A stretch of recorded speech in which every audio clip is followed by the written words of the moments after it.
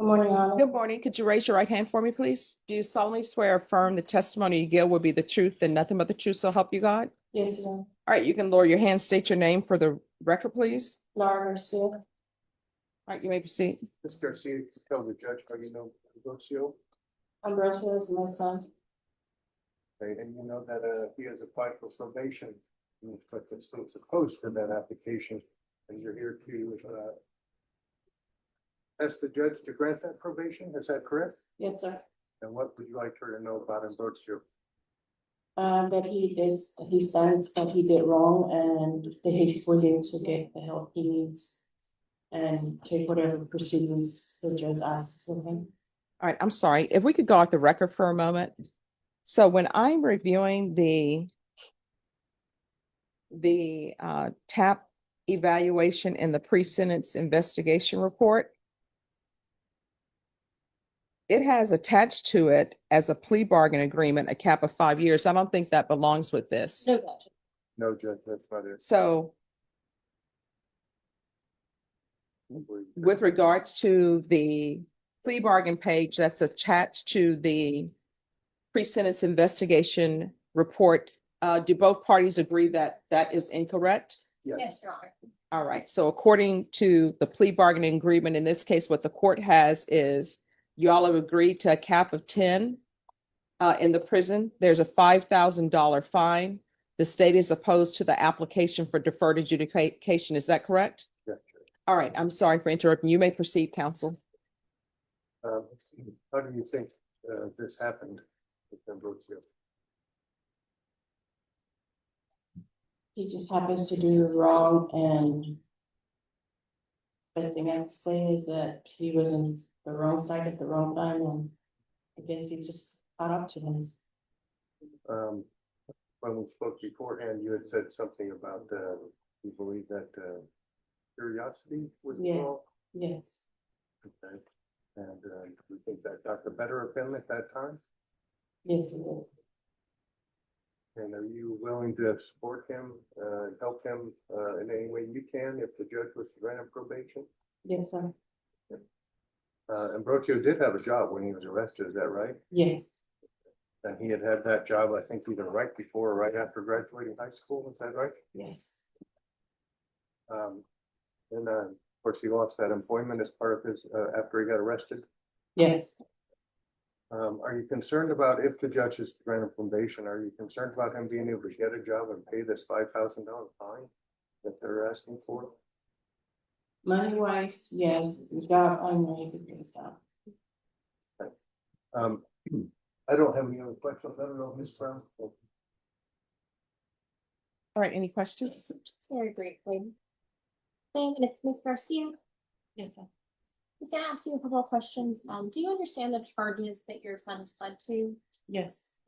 And you understand this wasn't just one image or just accessing a website. This was him actually possessing multiple images of child pornography. Do you understand that? Yes. Do you think it's important that he takes full accountability and doesn't diminish what he did? Yes. That's the next one. Any further judges? All right. Thank you so much for coming in and giving me some insight into yourself. Thank you. Thank you. Any other witnesses, counsel? Mr. Cabrera. Sir?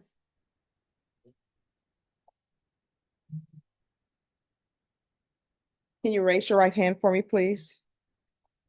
Do you solemnly swear or affirm the testimony you give will be the truth and nothing but the truth, so help you God? Yes, Your Honor. All right, you can lower your hand, state your name for the record. Ambrosio Cabrera. All right, defense, you may proceed. Ambrosio, did you graduated high school, is that correct? Yes. Okay. And where did you used to work? Right before my arrest, I worked at a place called Baird Foundation Repair, And what but I kind- had some other jobs for that. And had you ever had trouble finding a job before that?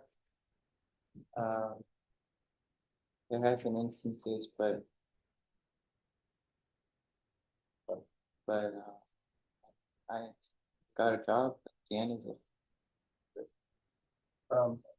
I think in the PSI, there's a reference to the officer who did your interview asking why you hadn't sought any kind of treatment.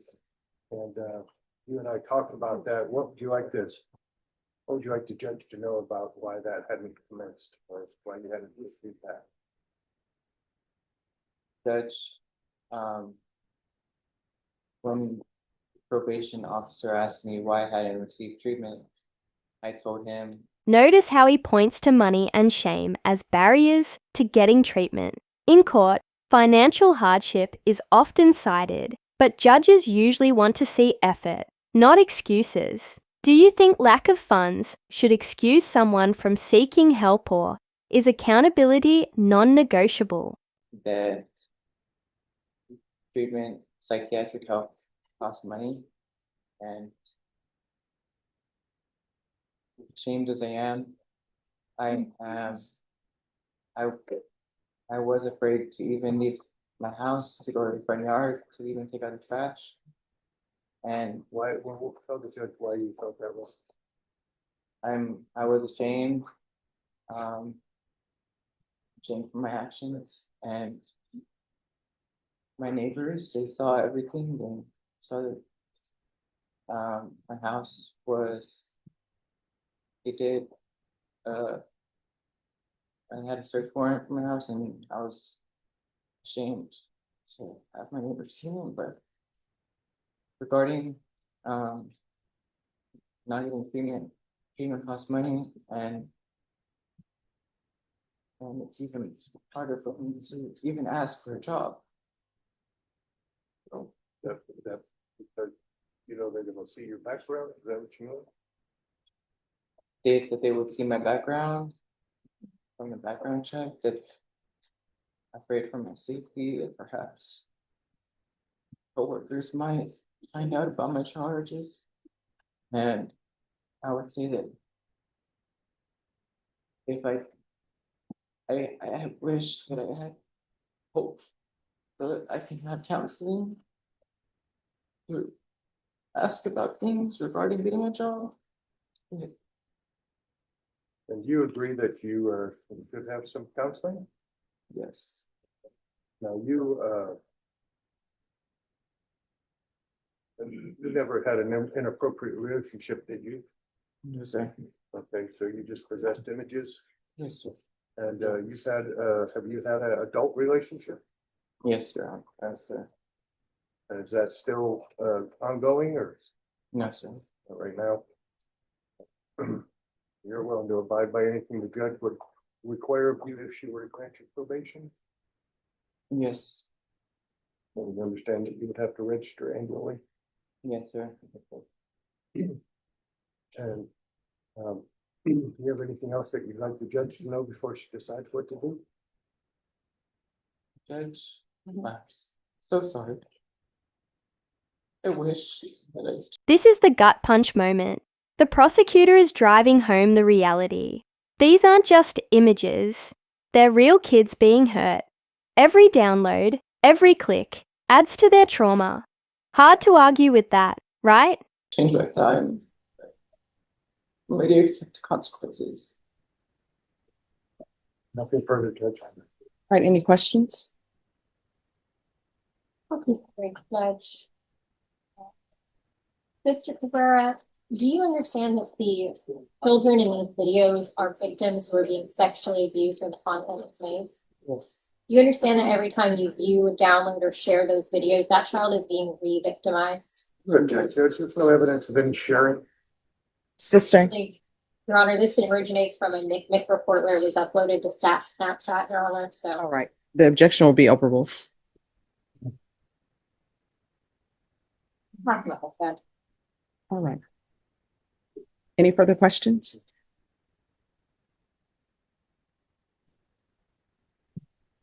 And how old are you? 22, Your Honor. All right. All right, any argument? Judge, Mr. Cabrera is a young man now. He was even younger a couple of years ago when this came to pass. And I think he's a person who, if you've read I know you have read the PSI, readily admitted his responsibility, came forth and readily accepted responsibility when he was given that opportunity. He waived indictment. He came to court, he took his pleads, he showed up here today, despite knowing that he might go into custody. I think he is not a hardened criminal. He has zero criminal history other than this one case. And I don't think prison is an appropriate environment for him, and it might be actually a dangerous environment for him. So we would ask the court to consider, based on all the circumstances and the lack of history, that you grant him deferred and give him whatever conditions the court finds appropriate. Here, counsel. State.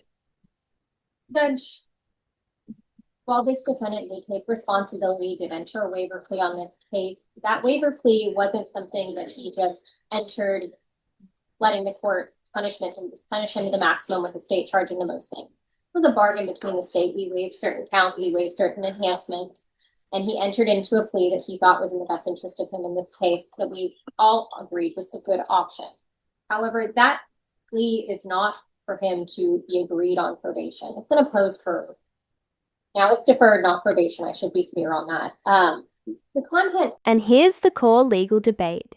Should someone who views illegal content face punishment as harsh as those who create it? Some say yes, because demand fuels supply.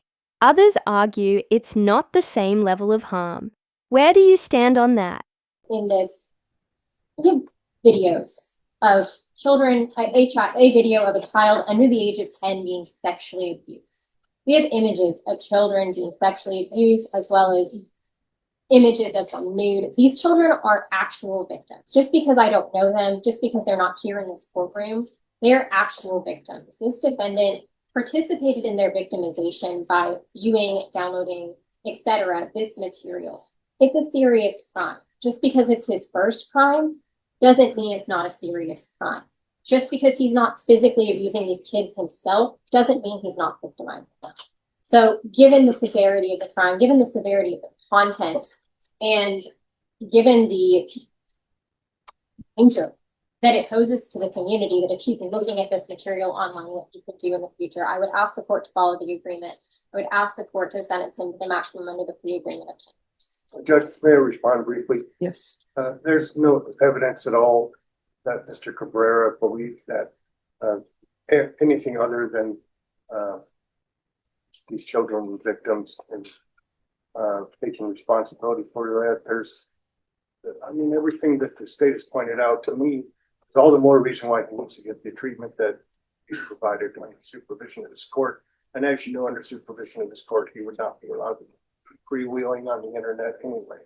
So we would again ask the court to grant him deferred, give him the treatment that he needs and any other appropriate conditions that be necessary. All right. So I've heard the argument of your counsel, listened to witnesses, and I take everything under advisement. I'm taking your age under advisement. What the court is going to do, the court will find you guilty. The state is asking for 10 years. Counsel, do you want to address that? Grant him probation, I would certainly ask for something closer to the minimum. I mean, given the absence of any other previous problems and not trying to discount what he did, I still think that 10 is more than necessary. All right, and state, I know you're asking for 10. Okay. All right, the court is going to sentence you to 8 years in the prison, give you credit for any time served, and there's to be Chapter 62 registration. All right, thank you. Thank you, Judge. Oh, I'm sorry. Did you review the trial court certification of defendant's rights to appeal with your attorney? I haven't opened it, but we said. okay. All right, it's telling you whether or not you have a right to appeal. Because this is a plea bargain agreement, you do not have the court's permission to appeal. And because you waived your right to appeal, you do not have the court's permission to appeal. Because this is a felony conviction, you're not allowed to own or possess any weapons or ammunition.